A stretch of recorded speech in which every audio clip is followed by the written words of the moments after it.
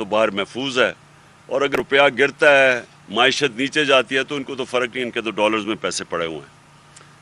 تو جب سے یہ آئے ہیں انہوں نے کرش کرنے کی کوشش کی میری پارٹی کو۔ انہوں نے سوچا کہ یہاں تو جب گورنمنٹ گرائی جاتی ہے تو لوگ مٹھائیاں بانٹتے ہیں۔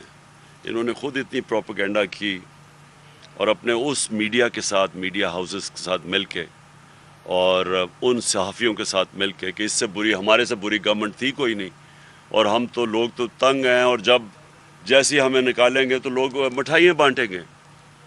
تو جب وہ نہیں ہوا اور جو پبلک نکلا ہی ہمارے ساتھ، تو ان کو خوف آنا شروع ہو گیا کہ یہ ہوا کیا ہے، کہ انہوں نے جو سارا نیریٹو بلڈ کیا تھا کہ یہاں تو ملک تباہی کے کنارے پہ کھڑا ہے اور لوگ خوش ہوں گے، تو جب لوگ ہمارے لیے سڑکوں پہ نکلا ہے، اور اس کے بعد جب ہم نے احتجاج کیا تو اس احتجاج میں جو انہوں نے ظلم کیا ہمارے اوپر، وہ ہمیں پہلی دفعہ اندازہ ہوا کہ یہاں تو یہ تو کوئی جمہوریت سے تعلق، ان کو تو صرف جمہوریت یاد آ جاتی ہے جب یہ اپوزیشن میں ہوتے ہیں۔ انہوں نے جس طرح کے حربے استعمال کیے، لوگوں کے گھروں میں گھس کے 2-2 ڈھائی بجے لوگوں کے رات کو گھروں میں گھس کے انہوں نے جو لوگوں کو مارا، اور بعد میں جب پولیس سے پوچھا تو انہوں نے کہا جی ہمیں پیچھے سے آرڈر آئے ہوئے تھے یہ کرنے۔ اور اس کے بعد انہوں نے جو اس دن یہاں ٹیئر گیسنگ، شیلنگ کی، لاہور میں شیلنگ کی، جبکہ وہ لبرٹی پہ فیملیز آئی ہوئی تھی پروٹیسٹ کرنے کے لیے، تو ہمیں تب اندازہ ہوا کہ یہ یہاں کوئی ہم جمہوریت کا کوئی تعلق نہیں ہے اس سے، یہ تو ایک مافیا اپنے آپ کو بچانے کے لیے اب ہر چیز کرے گا ہمیں کرش کرنے کے لیے۔ لیکن جو حربے استعمال کیے گئے ہیں اس کے بعد، کیونکہ ہم الیکشنز بھی جیت گئے، بائی الیکشنز ہوئے، یہی ان کا الیکشن کمشنر تھا، اس نے پوری دھاندلی کی ان کے ساتھ مل کے، ان کی اپنی گورنمنٹ تھی پنجاب کی، وہ ہم جیت گئے۔ اب پھر انہوں نے الیکشن کمشنر ان کے ساتھ مل کے حلقے چنے جدھر ہم کمزور تھے، وہ جب الیکشن ہوا ہم ادھر بھی جیت گئے۔ سندھ کے جو کراچی کے اندر انہوں نے دھاندلی کی وہ ساری قوم کے سامنے ہے، لیکن وہاں کچھ نہیں ہوگا کیونکہ یہ ساتھ ملے ہوئے ہیں۔ لیکن مجھے جو چیز آپ کے سامنے رکھنا ہے وہ یہ کہ جو انہوں نے طریقے اختیار کیے ہیں، یہ کبھی میں نے پاکستان میں اس طرح کی حرکتیں نہیں دیکھی۔ سنا ہے دہشت گردوں سے ایسے کرتے تھے، سنا ہے کوئی بہت بڑے جو مجرم جو ہوں جن کے جو بار بار جرم کریں شاید ان سے کرتے ہوں ایسی چیزیں، ہمیں نہیں پتہ، شاید کوئی ہندوستان کا کوئی جاسوس ہو یا وہ اس سے کوئی کرتے ہوں، لیکن میں نے یہاں پولیٹیکل لوگوں سے اس طرح کا ظلم کبھی نہیں دیکھا، اور خاص طور پہ وہ جو ڈیموکریٹک دور ہے میں نے کبھی ایسی چیزیں نہیں دیکھی۔ انہوں نے پہلے شہباز گل سے جو کیا، اور میرے اوپر تقریباً کنٹمپٹ بھی لگ گیا اسی کے اوپر، لیکن میں نے ریئیکٹ کیا کیونکہ مجھے جب چیزیں پتہ چلیں کہ شہباز گل سے انہوں نے کیا کتنا تشدد کیا، جنسی تشدد کیا، یعنی ننگا کر کے ایک، اچھا اور وہ ہے کون؟ وہ یونیورسٹی پروفیسر ہے، یہ نہیں کہ وہ کوئی دہشت گرد ہے۔ تو پہلے تو میرے سے مانا نہ جائے، پھر انہوں نے مجھے جب تصویریں دکھائی، میرے وکیل مجھے ملنے آئے، جب انہوں نے چیزیں مجھے دکھائیں تب مجھے اندازہ ہوا کہ انہوں نے کیا اس سے، اور پھر وہ باقی تو خیر عدالت میں بھی مجھے پیش ہونا پڑا اس پہ۔ لیکن جو مجھے اعظم سواتی کے اوپر جو انہوں نے کیا، یہ ایک ایسی چیز ہے جو میں آج آپ کو کہہ دوں کہ میں اب اس کو پوری طرح اعظم سواتی کے ساتھ ہر فورم کے اوپر اب ہم جائیں گے اس کے اوپر کہ، اور مجھے افسوس یہ ہے کہ ہماری عدلیہ نے سو موٹو ایکشن نہیں لیا اس کے اوپر۔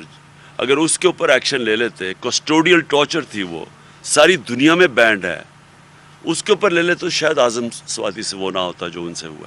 میں صرف چاہتا ہوں کہ مختصراً اعظم سواتی پہلے آپ کو بتائیں ان سے کیا انہوں نے۔ بسم اللہ الرحمن الرحیم۔ میں آج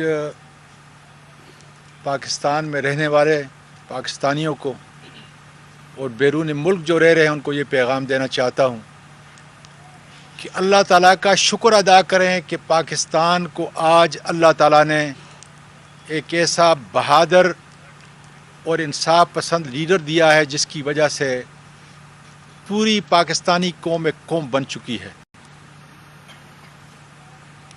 میں آپ کو یہ بتاؤں کہ آج اس جمہوری دور کے اندر، نام نہاد جمہوری دور کے اندر،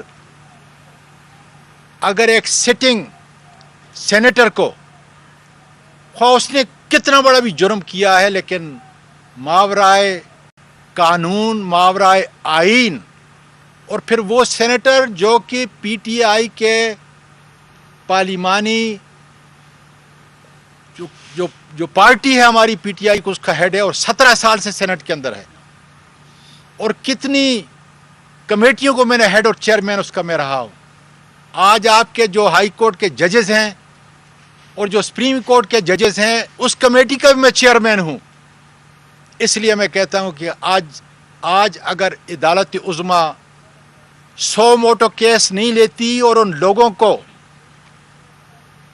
جنہوں نے کسٹوڈیل ٹارچر کیا اور جس طریقے سے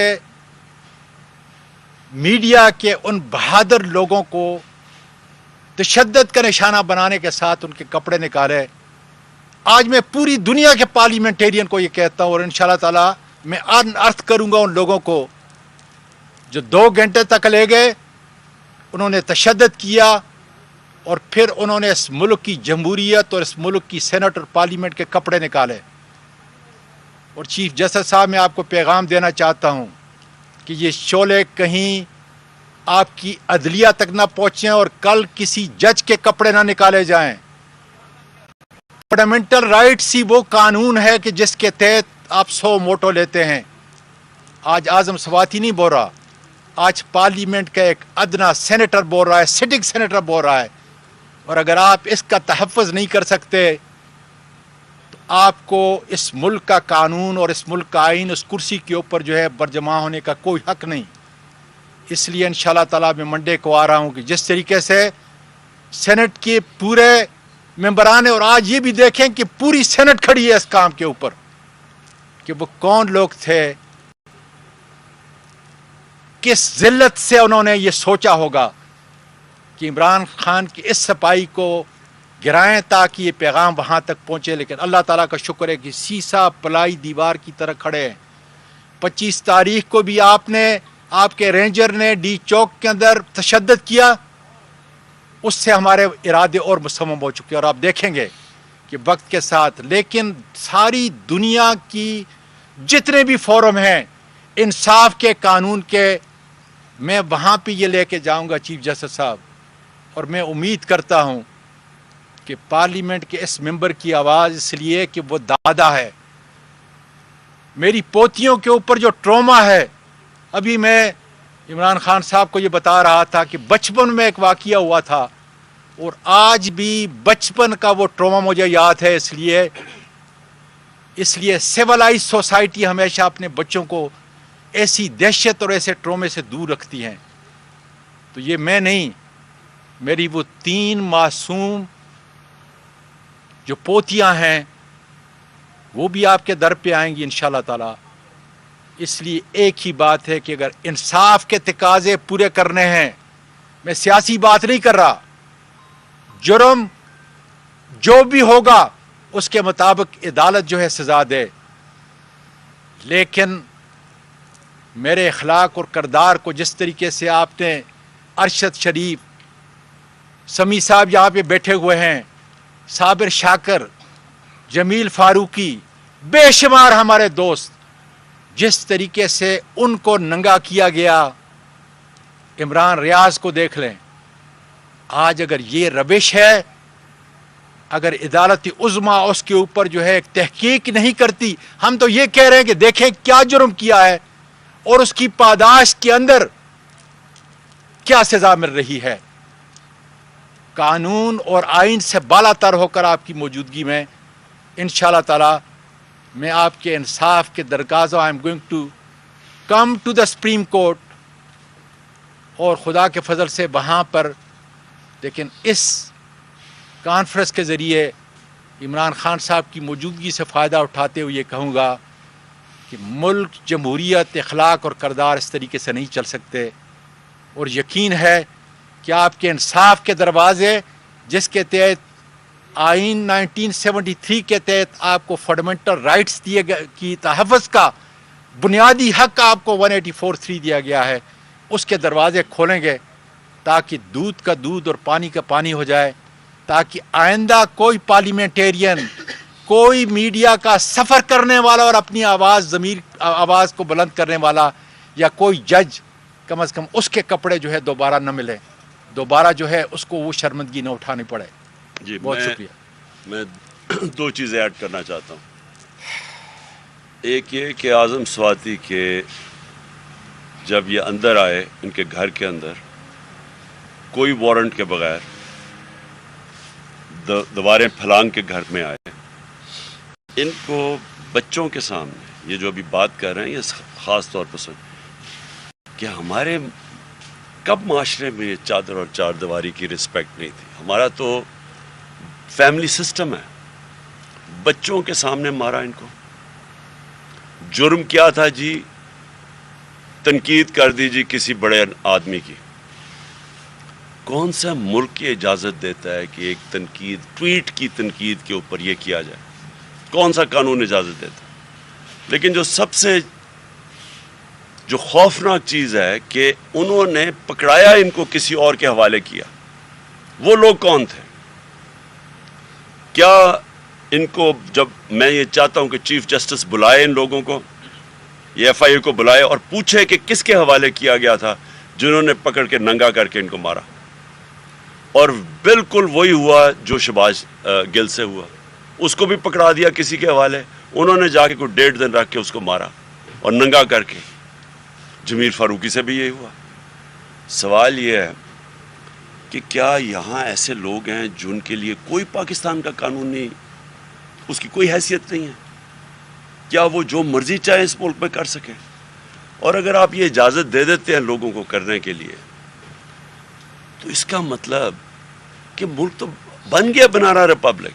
یہی تو بنارا ریپبلک ہے، یہی تو ہے. آپ نے کسی کو فیصلہ کیا، اچھا جی مجھے چیز اس کی پسند نہیں ہے، اس کو پھینٹا لگا دو، اس کو ذلیل کر دو، لوگوں کو ڈرا دو.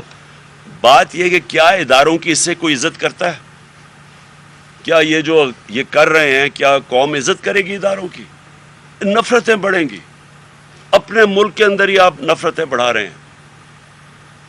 اور مجھے ابھی بھی حیرت ہے کہ یہاں ہماری کوئی سارا نظام، بس کوئی ایسے نامعلوم افراد ہیں وہ جو مرضی کریں، سب ڈرتے ہیں ان کا نام لیتے ہوئے، پوچھتے ہوئے. سب کو ڈر لگا ہوا ہے. سوشل میڈیا کے لڑکوں نے مجھے بتایا پنجاب میں ہماری گورنمنٹ ہے، وہاں آتے ہیں جی جب کسی کو، اچھا جی اس نے سوشل میڈیا میں کوئی ٹویٹ کر دیا، اٹھا کے اس کے لے کے اس کو مار پینٹا لگا کے اس کو اگلے دن گھر پہ لے آتے ہیں. لوگوں کو اٹھاتے ہیں، انہیں کہتے ہیں جی عمران خان کے خلاف سٹیٹمنٹ دو. اعظم سواتی سے پوچھ رہے ہیں جی اچھا بتائیں عمران خان نے آپ کو یہ کیا کرنے کے لیے؟ اس کو گل کو بار بار کہتے رہے کہ جی کہو کہ یہ عمران خان نے تمہیں کیا کرنے کے لیے. یہ کون لوگ ہیں؟ یہ اس ملک کو فائدہ نہیں پہنچا رہا ہے. یہ ملک کے دشمن ہیں. یہ ہمارے ملک کو تباہ کر رہے ہیں. ان حرکتوں سے نہ کسی ادارے کی عزت بڑھتی ہے، نہ اس ملک کے اندر کسی قسم کی جمہوریت آگے بڑھتی ہے. لوگوں کی آزادی رائے کو اس طرح بند کر کے کبھی کسی کو عزت نہیں ملی. یہ معاشرے کی تباہی کی طرف ہم لے کے جا رہے ہیں. اور سارا کیا کس کے لیے جا رہا ہے؟ بڑے بڑے جو اس ملک کے جرائم پیشہ لوگ، وہ آ کے آج اوپر بیٹھ گئے ہیں. فائنانس منسٹر کون ہے؟ کنفیشنل سٹیٹمنٹ دی ہے اس نے کہ میں شریف خان کے لیے منی لانڈرنگ، شریف خاندان کے لیے منی لانڈرنگ کرتا تھا. ہدایبہ پیپر مل میں اس کی کنفیشنل سٹیٹمنٹ ہے. اس کے اوپر BBC فلم بنی ہوئی ہے، وہ قاضی فیملی جو لنڈن چوری کر کے پیسہ وہاں بھیجتا تھا. اور یہ جو ہے شہباز شریف، اس کو اور اس کے بیٹے کو انڈر ٹرائل تھے. سزا ہونے والی تھی ان کو 16 ارب روپے کے کیس پہ، وہ جو FIA کا کیس تھا. نواز شریف وہ بیٹھ کے فیصلہ کر رہا ہے. مفرور ملک کا مجرم ہے، وہ باہر جا کے ملک کے فیصلے کر رہا ہے. جی آرمی چیف بھاگے جا رہے ہیں، اسے فیصلے لے رہے ہیں. زرداری اس کے کیسز معاف ہو رہے ہیں. یہی نون لیگ نے اسے 2 دفعہ جیل میں ڈالا تھا چوری پہ. آج اس کے ساتھ ملے ہوئے کیسز معاف ہو رہے ہیں. میں تمام سینیٹرز کو، تمام پارلیمنٹیرین کو اور تمام وکلاء، میں سینئر وکیل ہوں रशीद रजवी, फारूक नायक, ये मेरे क्लास फेलो थे, गोल्ड मेडल मैंने लिया। अमेरिका के अंदर टेक्सास सुप्रीम कोर्ट में मैंने वकालत की। मैं तमाम वकला को और तमाम पार्लियामेंटेरियन को ये पैगाम देता हूं कि अगर अदालती उज़्मा से, इस मुल्क के इंसाफ के इदारों से मुझे इंसाफ नहीं मिल सकता तो फिर बंद कर दीजिए ये पार्लियामेंट और बंद कर दीजिए हर अदलिया। इसलिए कि अगर एक सीनियर वकील को और एक सीनियर पार्लियामेंटेरियन को 17 साल मेरे हो चुके हैं सेनेट के अंदर, अगर इंसाफ नहीं मिल सकता उन चंद लोगों को जो मुझे लेके गए, हम अर्थ नहीं कर सकते जो कुछ उन्होंने किया, तो मेरा ये ख्याल है कि इंसाफ का निज़ाम, अदल का निज़ाम पाकिस्तान के अंदर मुकम्मल तौर पर ख़त्म हो चुका है और इन दरवाज़ों को हमेशा के लिए बंद होना चाहिए। दो चीज़ें और मैं ऐड कर दूं। साले मोहम्मद को इन्होंने कल पकड़ा, पुलिस ने, किस चीज़ के लिए जी? प्रोटेस्ट कर रहा था बाहर। प्रोटेस्ट किस कर रहा है कि ये एक बददियानतदार इलेक्शन कमिश्नर ने जो फैसला दिया है, ये किसी भी कानून, किसी वकील से पूछ लें कि कभी इस तरह का अहमकाना फैसला कोई दे सकता है, किसी से पूछ लें। और उसके प्रोटेस्ट कर रहा है और उसके ऊपर ये साले मोहम्मद की तस्वीर है, इसके गले में उन्होंने इस्लामाबाद पुलिस ने वो डाला हुआ है जिस तरह कि ये कोई मुल्क का बड़ा मुजरिम है। ये MNA है जिससे इन्होंने ये भी तस्वीर खिंचाई है। और मैं दूसरी चीज़ कहना चाहता हूँ कि मुझे अपनी टीम को ख़ास तौर पे आज मुबारक देना कि फैटफ में पाकिस्तान को जो ग्रे लिस्ट में डलवाया था इन्होंने नून लीग ने, उसमें से मेरी टीम, जिसमें हमाद उसके कैप्टन थे, हमाद अज़हर, और सारे इदारों ने मिल के टीम वर्क करके बड़ी मेहनत से, और ये बड़ी पाकिस्तान के लिए खुशाइन चीज़ है कि आज हम फैटफ से निकल गए। से हूँ, मेरा 2 पार्ट क्वेश्चन है आपसे। एक तरफ मुल्क का सियासी टेम्परेचर जो है बहुत ज़्यादा है, दूसरी तरफ शहबाज शरीफ तवातर के साथ, तसलसल के साथ ये कह रहे हैं कि हम मुज़ाकरात करना चाहते हैं। आज पाकिस्तान पीपल्स पार्टी के एक रुकन ने, एक ओहदेदार ने ये कह भी दिया कि मुज़ाकरात हो भी रहे हैं। आपसे एक तो तस्दीक करना चाहूँगा। दूसरा सर, जो आप ख़ुद यहाँ पे इसी नशिस्त में फरमा चुके हैं कि मुज़ाकरात हो रहे हैं लेकिन हो भी नहीं रहे, तो सर कौम ये जानना चाहती है, जिन हलकों में हम घूमते हैं, कि कितने % आप पुरुमीद हैं कि जो बैकडोर पे मुज़ाकरात हो रहे हैं उससे बग़ैर लॉन्ग मार्च के नतीजा निकल सकता है? Thank you. देखें, मुज़ाकरात खैर बैकडोर चैनल से तो बातचीत हमेशा होती रहती है, पॉलिटिकल पार्टीज हमेशा बातचीत करती हैं, लेकिन मुझे कोई नहीं नज़र आ रहा कि इसका कोई नतीजा निकलेगा। क्योंकि मुज़ाकरात किस चीज़ के लिए, हमने किस चीज़ के लिए करने हैं? हम इलेक्शन चाहते हैं, इलेक्शन चाहते हैं मुल्क के लिए। इलेक्शन चाहते हैं कि ये चोर जो अपने सारे बार बार केसेस ख़त्म करते जा रहे हैं, 1100 अरब रुपए के मुल्क में डाका जो मारा, वो केसेस सारे निकाल रहे हैं, मुल्क नीचे जा रहा है। तो हम इलेक्शन चाहते हैं। आज आप देख लें बरतानिया में, मैं सिर्फ आपको मिसाल दे रहा हूँ, बरतानिया के अंदर वो उनकी प्राइम मिनिस्टर ने रिज़ाइन कर दिया। कंजर्वेटिव पार्टी की मेजॉरिटी है, वो कुछ साजिश के तहत नहीं आए, वो एक पूरे इलेक्शन प्रोसेस से आए हुए हैं, भारी अक्सरियत है उनकी। ऑपोजिशन कह रही है इलेक्शन करवाओ, हालांकि सिर्फ उनकी अंदर पार्टी की एक प्राइम मिनिस्टर ने रिज़ाइन किया है तो दूसरी इलेक्ट हो सकता है। यहाँ साजिश के तहत आए, 25-25 करोड़ रुपया वहाँ सिंध हाउस के अंदर पैसा चला, जिन्होंने लोटे बनाए। इलेक्शन कमीशन को कोई फिक्र नहीं थी तब कि इतना बड़ी करप्शन चल रही है, आप लोगों के ज़मीर खरीद रहे हैं, और फिर आके इकॉनमी उन्होंने तबाह कर दी, और फिर अपने करप्शन केसेस बचा रहे हैं, जो कभी हुआ ही नहीं है। कि ये होता ही नहीं है जमहूरियत में कि आप कानून बनाएं और उससे खुद ही फ़ायदा उठा लें, ये होता ही नहीं है कहीं, वो मजाक हो रहा है। हम इसलिए कह रहे हैं इलेक्शन करवाओ क्योंकि एक ही रास्ता है इस वक्त, जब पाकिस्तान तेज़ी से दलदल में नीचे जा रहा है, एक ही तरीका है उसमें से निकालने का। तो हमारे लिए कोई मुज़ाकरात सिर्फ इधर तक अहमियत है कि इलेक्शन हो, लेकिन मुझे पूरा यकीन है कि इन्होंने इलेक्शन नहीं करवाने।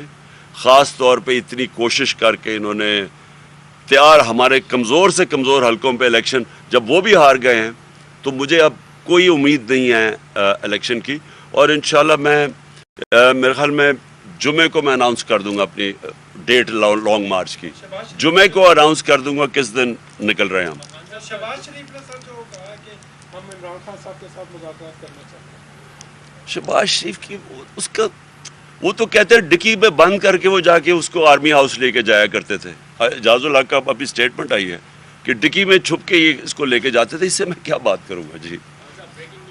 اسی پریس کانفرنس کے دوران ہے کہ ایک اور مقدمہ آپ کے اوپر ہو گیا. آپ کہتے ہیں کہ کوئی رہ تو نہیں گیا, ابھی ایک دام قتل والا رہ گیا تھا تھانہ سیکریٹریٹ میں, وہ بھی ہو گیا ہے.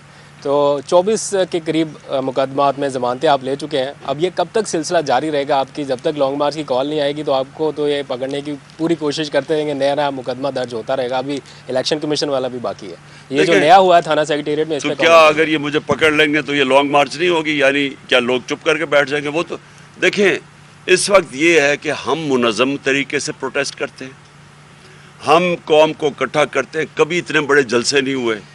یہ میں چیلنج کرتا ہوں, یہ جو 55 جلسے ہوئے ہیں جو میرے 5-6 مہینے میں, یہ چیلنج کرتا ہوں کوئی ذرا دیکھے اتنے بڑے کبھی جلسے ہوئے ہیں پاکستان میں. تو قوم تو ادھر کھڑی ہے. تو کیا یہ چاہتے ہیں کہ منظم طور پہ احتجاج ہو, یا یہ چاہتے ہیں کہ پاکستان سری لنکا کی طرف چلا جائے یا کیوس ہو جائے؟